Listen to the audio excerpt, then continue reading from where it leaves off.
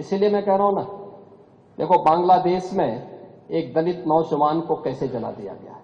आप लोग गाजा पट्टी में होने वाले किसी भी उस पर आंसू बहाते हैं, लेकिन आपकी जबान से एक शब्द नहीं निकल रहा है, क्योंकि एक दलित नौजवान मारा गया बांग्लादेश में, और उस नौजवान के मरने पर आपकी जबानें सिल चुकी हैं, क्योंकि आप उसको केवल वोट बैंक के रूप में इस्तेमाल करते हैं।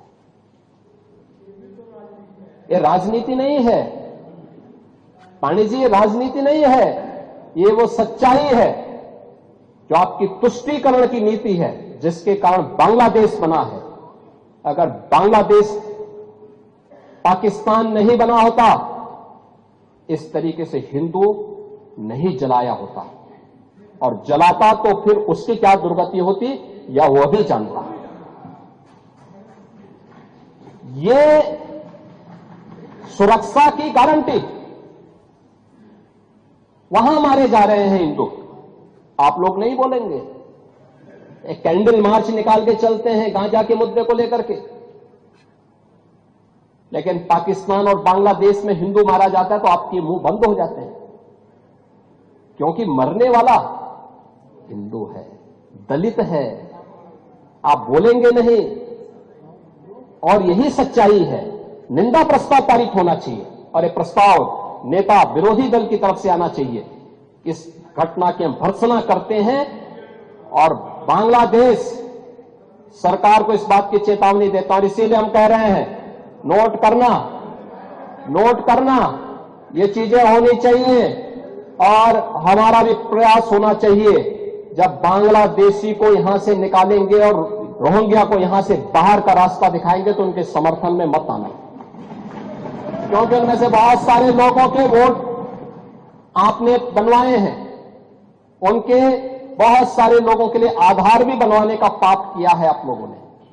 इसलिए इन चीजों को ध्यान में रखना, और एक एक चीज की स्क्रीनिंग होगी, बहुत प्रभावी कार्रवाई करेंगे। हमारे ही देश में रह करके हमारे लोगों के खिलाफ अपराध, और वहां पे निर्दोष हिंदुओं पर अत्याचार करोगे, निर्दोष सिखों पे अत्याचार करोगे, ये स्वीकार्य नहीं हो सकता है।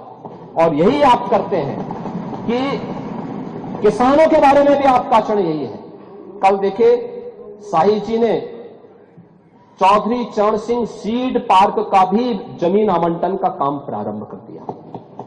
अच्छा, বাংলাদেশে নৃশংসভাবে কাউকে মারার জন্য হিন্দু জাগরণ মঞ্চ একটা প্রতিবাদ মিছিল বার করেছিল, তাতে পুলিশ লাঠিচার্জ করলো, গুরুতরভাবে জখম করেছে অনেকজনকে, 17 জনকে অ্যারেস্ট করা হয়েছে, তার মধ্যে 7 জন মহিলা।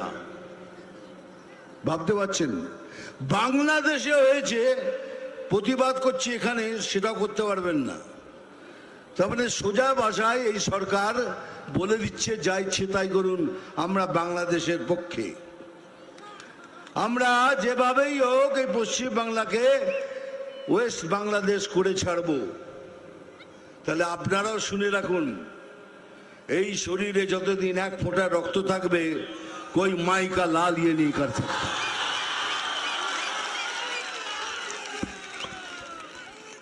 और সেদিন আসছে, খুব তাড়াতাড়ি আসছে। আপনাদেরও বলে রাখি, যে যেভাবে আপনাদের সাথে ব্যবহার করবে ঠিক সেইভাবে তাদের ব্যবহারের উত্তর দেবেন, তা না হলে এরা সোজা হওয়ার লোক নয়। এরা তো দুর্নীতি করবে, এরা তো ওরা জীবনে যখন পয়দা হচ্ছে, জন্ম নিচ্ছে, বলে ওরে তোদের ঘরে আর একটা দুর্নীতি জন্ম করেছে, এখন এই জায়গায় দাঁড়িয়ে রয়েছে। কিন্তু একটু ভাবুন, এটা তো আমাদের বাংলা, এটা তো আমাদের পশ্চিম বাংলা, বাঙালির বাংলা, হিন্দুদের বাংলা। যদি এরকম কিছু হয় তাহলে আমরা কোথায় যাব? ওদের তো অনেক দেশ আছে চলে যাবার, আমরা কোথায় যাব? দেখুন, কিছুদিন ধরে আমার মনের মধ্যে একটা উচ্ছ্বাল তরঙ্গ চলছে। মনটা ভালো নেই। কেন নেই সেটা হলো এই জন্যই কি আমি কি এখনো পশ্চিম বাংলায় আছি না বাংলাদেশে আছি।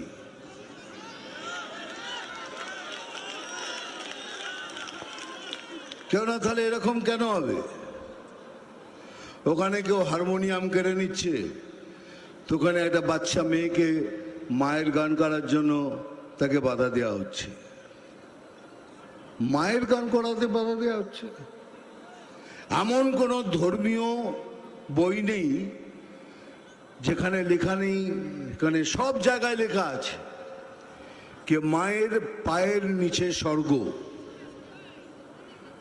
मां के पैरों तले जन्नत है।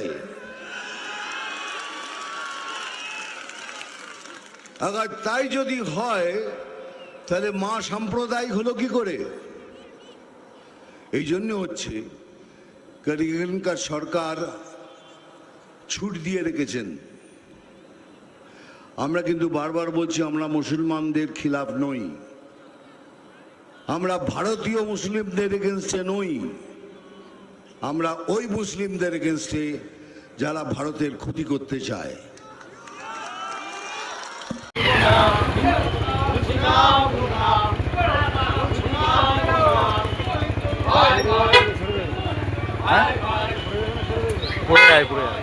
পুরো যাবে।